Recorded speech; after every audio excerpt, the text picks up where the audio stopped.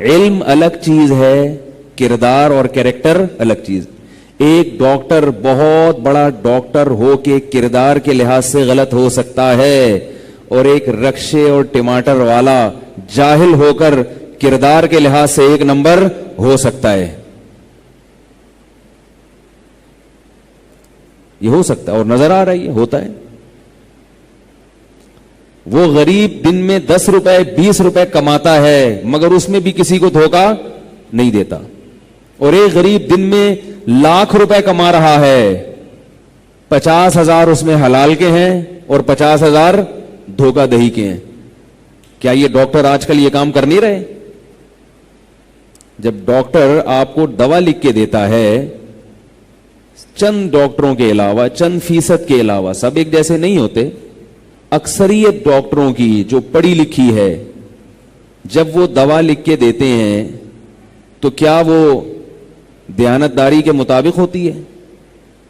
Medical rape والے جب ڈاکٹروں کو کہتے ہیں کہ یہ میڈیسن آپ نے لکھ کے دینی ہے، اس پہ آپ کو یہ سہولتیں ملیں گی، ڈاکٹر کے لیے حلال ہے کہ وہ ان سہولتوں کی خاطر، ان بینیفٹس کی خاطر اپنے پیشنٹ کو وہ دوا لکھ کے دے. جب ایک فارمولا سستا بھی ہے، وہی فارمولا دوسری کمپنی کا مہنگا بھی ہے، تو ڈاکٹر پر فرض ہے کہ وہی فارمولا جو سستا ہے وہ سستا والا لکھ کے دے. اگر وہ مہنگا والا لکھ کے دیتا ہے تو ڈاکٹر کے لیے اس کمیشن کیا ہو جائے گا؟ ناجائز.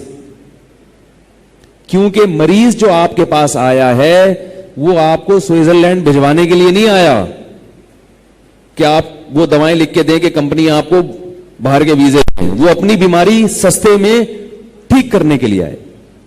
اپنی جو آپ فیس لے رہے ہیں وہ تو بتا کے لے رہے ہیں، وہ تو حلال ہے. آپ 500 لیں، آپ 1000 لیں، آپ 5000 لے لیں، اس کو بڑھا دیں آپ کہ بھئی میں پیشنٹ کو چیک کرنے کے، بلکہ میرے مطب میں، میری کلینک میں داخلے کی انٹری فیس 5000 روپے لگا دیں آپ. جس نے آنا ہوگا آئے گا، نہیں آنا ہوگا نہیں آئے گا.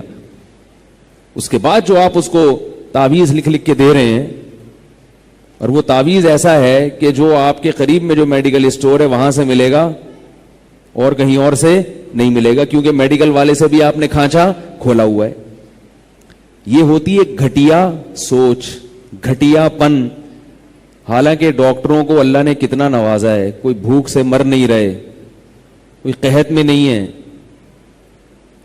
شعیب علیہ السلام نے اپنی قوم سے کیا کہا تھا کہ تم کسٹمر کو ٹھگا مت کرو، انی اراکم بخیر، تم قحط زدہ لوگ نہیں ہو. ایک آدمی بیچارہ بھوک سے مر رہا ہو، گھر میں روٹی نہیں ہے، بنیادی ضرورتیں پوری نہیں ہو رہی، وہ کسی کسٹمر کو بیوقوف بنا لے کہ اس کے پاس تو اللہ کا دیا بہت کچھ ہے، میں تھوڑا سا جھوٹ بول کے مال بیچ دوں تاکہ بچوں کے لیے سوکھی روٹی کا انتظام ہو جائے.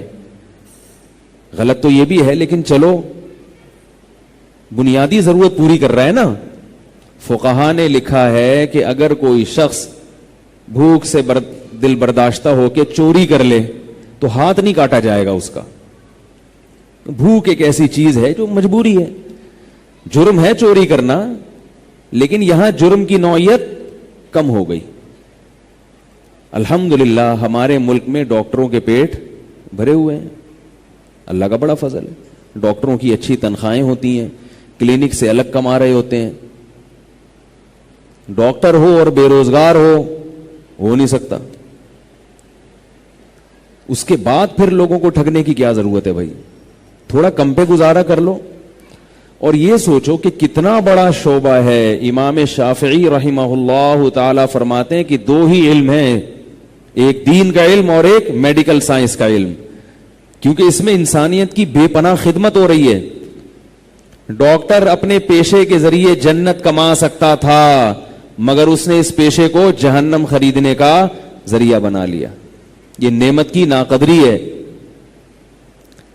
تو کردار جو ہے نا، کردار بھائی بار بار بتا رہا ہوں، سب ایک جیسے نہیں ہوتے. یہاں بھی کوئی 2-3 ڈاکٹر بیٹھے ہوئے ہوں گے، ایسا نہ ہو میں کبھی ان کے پاس جاؤں تو کوئی الٹا سیدھا ٹیکا لگا دیں کہ یار یہ ہمارے خلاف اتنا بول رہا تھا. تو میں ان ڈاکٹروں کی بات کر رہا ہوں جو اس وقت بیان نہیں سن رہے اور بعد میں بھی نہیں سنیں گے، کبھی بھی نہیں سنیں گے. وہ ان کی بات کر رہا ہوں جو بھی میرا بیان سن رہے ہیں یا قیامت تک کبھی بھی سنیں گے وہ اس میں داخل نہیں ہے.